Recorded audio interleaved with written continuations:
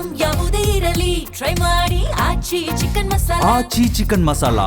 ಬೆಂಗಳೂರಲ್ಲಿ ಅದ್ಧೂರಿ ಕರಗ ಶಕ್ತ್ಯೋತ್ಸವ ನಡೆದಿದೆ. ಮಸ್ತಾನ್ ದರ್ಗಾದಲ್ಲಿ ಕರಗಕ್ಕೆ ವಿಶೇಷ ಪೂಜೆ ಸಲ್ಲಿಕೆಯಾಗಿದೆ. ದ್ರೌಪದಿ ಅಮ್ಮನ ದರ್ಶನವನ್ನ ಪಡೆದಿದೆ ಭಕ್ತ ಸಾಗರ. ಬಿಗಿ ಭದ್ರತೆಯಲ್ಲಿ ಸಾಗಿದೆ ಐತಿಹಾಸಿಕ ಕರಗ. ಬೆಂಗಳೂರಲ್ಲಿ ಅದ್ಧೂರಿ ಕರಗ ಶಕ್ತ್ಯೋತ್ಸವ ನಡೆದಿದೆ. ಮಸ್ತಾನ್ ದರ್ಗಾದಲ್ಲಿ ಕರಗಕ್ಕೆ ವಿಶೇಷ ಪೂಜೆಯನ್ನ ಮಾಡಲಾಗಿದೆ.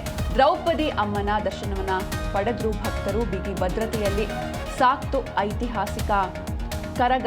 ಇನ್ನು ಈ ಒಂದು ಕರಗದ ಹಿನ್ನೆಲೆ ಏನು, ವಿಶೇಷತೆ ಏನು ಅಂತ ನೋಡ್ತಾ ಹೋಗೋದಾದ್ರೆ, ಐತಿಹಾಸಿಕ ಬೆಂಗಳೂರು ಕರಗದ ಇತಿಹಾಸವೇ ರೋಚಕ ಅಂತ ಹೇಳ್ಬೋದು. ಕರಗದ ಒಂದೊಂದು ಅಕ್ಷರ ಒಂದೊಂದು ಸಂಕೇತವನ್ನ ಹೊಂದಿವೆ.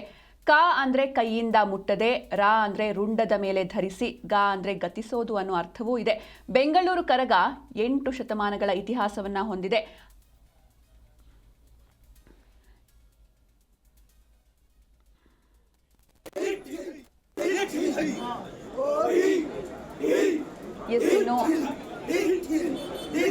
ಬೆಂಗಳೂರು ಕರಗ 8 ಶತಮಾನಗಳ ಇತಿಹಾಸವನ್ನ ಹೊಂದಿದೆ. ಆದಿಶಕ್ತಿ ಸ್ವರೂಪಿಣಿಯಾದ ದ್ರೌಪದಿ ತಾಯಿಯ ಆರಾಧನೆಗಾಗಿ ಈ ಒಂದು ಕರಗ ನಡೆಯುತ್ತೆ. ಕುರುಕ್ಷೇತ್ರ ಸಮರದ ನಂತರ ಪಾಂಡವರು ಸ್ವರ್ಗಾರೋಹಣವನ್ನ ಮಾಡ್ತಾರೆ. ಸ್ವರ್ಗಾರೋಹಣದಲ್ಲಿ ದ್ರೌಪದಿ ಮೂರ್ಛೆ ತಪ್ಪಿ ಬಿದ್ದಂತೆ. ಇನ್ನು ದ್ರೌಪದಿ ಮೂರ್ಛೆ ತಪ್ಪಿ ಬಿದ್ದದ್ದು ಅರಿಯದೆ ಪಾಂಡವರು ಮುಂದೆ ನಡೀತಾರೆ. ಆಕೆ ಎಚ್ಚರವಾಗಿ ನೋಡಿದಾಗ ತಿಮಿರಾಸುರ ಎಂಬ ರಾಕ್ಷಸ ದೂರದಲ್ಲಿ ನಿಂತಿರ್ತಾನೆ. ಆಗ ತಿಮಿರಾಸುರನನ್ನ ನೋಡಿದ ದ್ರೌಪದಿ ಆದಿಶಕ್ತಿಯ ರೂಪವನ್ನ ತೋರ್ತಾಳೆ. ರಾಕ್ಷಸ ತಿಮಿರಾಸುರನನ್ನ ಸದೆ ಬಡಿಯೋದಕ್ಕೆ ರಕ್ಷಕರನ್ನ ಆಕೆ ಸೃಷ್ಟಿಸ್ತಾಳೆ. ಹೀಗೆ ಹುಟ್ಟಿದ ಇವರೆಲ್ಲರೂ ಸೇರಿ ಆ ರಕ್ಕಸನ ಎದುರು ಹೋರಾಡಿ ಗೆಲ್ತಾರೆ. ಜನ್ಮ ನೀಡಿದ ದ್ರೌಪದಿ ಕೈಲಾಸಕ್ಕೆ ಹೋಗೋದು ಮಕ್ಕಳಲ್ಲಿ ದುಗುಡ ಉಂಟು ಮಾಡುತ್ತೆ. ತೆರಳದಂತೆ ದ್ರೌಪದಿಯನ್ನು ಅವರು ಬೇಡ್ಕೊಳ್ತಾರೆ. ವೀರಕುಮಾರರು ಕತ್ತಿಯಿಂದ ಎದೆಗೆ ತಿವಿದುಕೊಳ್ಳುತ್ತಾ ಬೇಡ್ಕೊಳ್ತಾರೆ. ಕೊನೆಗೆ ದ್ರೌಪದಿ ಮರುಕಪಟ್ಟು ಪ್ರತಿ ವರ್ಷವೂ 3 ದಿನ ಭೂಮಿಗೆ ಬರೋದಾಗಿ ಮಾತನ್ನ ನೀಡ್ತಾಳೆ. ಮಕ್ಕಳೊಂದಿಗೆ ಇರುವ ಭರವಸೆಯನ್ನ ಕೊಡ್ತಾಳೆ. ಆ 3 ದಿನಗಳೇ ಕರಗ ದಿನಗಳು ಅನ್ನುವಂಥ ನಂಬಿಕೆ ಕೂಡ ಇರುವಂಥದ್ದು. ಸಾಕಷ್ಟು ವಿಜೃಂಭಣೆಯಿಂದ ಈ ಒಂದು ಕರಗ ಮಹೋತ್ಸವ ನಡೆಯುತ್ತೆ. ಹಾಗೆ ಶಕ್ತ್ಯೋತ್ಸವಕ್ಕೂ ಮೊದಲು ಹಸಿ ಕರಗ ನಡೆಯುತ್ತೆ.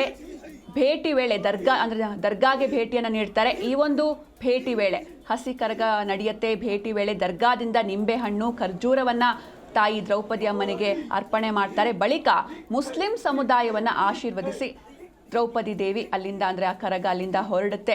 ತವಕ್ಕಲ್ ಮಸ್ತಾನ್ ದರ್ಗಾಕ್ಕೆ ಕರಗ ಭೇಟಿ ನೀಡುತ್ತೆ. ಈ ವೇಳೆ ದರ್ಗಾದಲ್ಲಿ ನಿಂಬೆಹಣ್ಣು ಖರ್ಜೂರವನ್ನ ವಿತರಣೆ ಮಾಡಲಾಗುತ್ತೆ. ಅಲ್ಲದೆ ಕರಗಾಗೆ ದರ್ಗಾ ಕಮಿಟಿ ಹಾರ ಹಾಕುತ್ತೆ. ಕರಗೋತ್ಸವಕ್ಕೆ ದುವಾ ಮಾಡಿ ಬೀಳ್ಕೊಡುಗೆಯನ್ನ ನೀಡ್ತಾರೆ. ಹಿಂದೂ ಮುಸ್ಲಿಂ ಅನ್ನೋ ಭೇದ ಭಾವ ಇಲ್ಲದೆ ತವಕ್ಕಲ್ ಮಸ್ತಾನ್ ಧರ್ಮರಾಯ ಸ್ನೇಹಿತರು ಅಂತ ಕೂಡ ಕರೆಯಲಾಗುತ್ತೆ.